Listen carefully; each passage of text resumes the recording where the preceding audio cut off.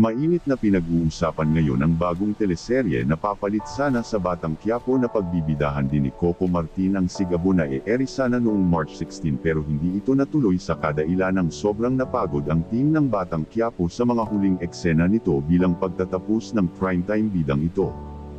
Ayon kay Direk Coco Martin at pag-amin niya na rin naramdam niya ang pagod ng kanyang team dahil sa pag-take ng mga huling episodes ng Epic J's Batang Quiapo na talaga namang pinaghandaan at tinodo upang mas abangan ng mga manunood at taga-subaybay.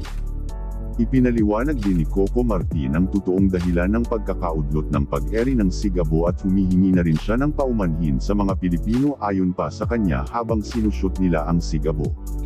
Unti-unting nakita nila na bumabagal ang mga kilos ng bawat isa at talagang pagod na. Kaya nakiusap ang mga directors at producer na kailangan munang magpahinga at magkaroon ng break kahit konti. At na makapag-isip-isip, mas lalong paghandaan. Pagandahin ang kwento, ang production. Alam naman, pag-ABS-CBN, hindi basta-basta. Talagang sinusugurado nating magugustuhan. At may pagmamalaki ng buong Pilipinas ang bawat show na ginagawa. Kaya nung sinabi sa akin yun, sino ba naman ako as a leader na hindi makikinig sa buong team?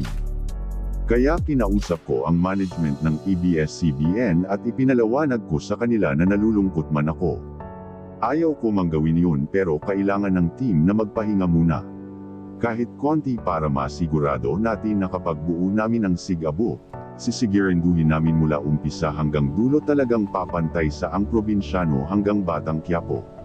At binigyan niya ng din na na-postpone lang ang Sigabo at hindi cancel gaya ng mga kumakalat na fake news ng ilang troll pages. Maraming salamat po sa panunood dito, sa aking channel. Paki-like, share, subscribe sa aking channel para updated kayo dito sa palabas. Audio Jungle.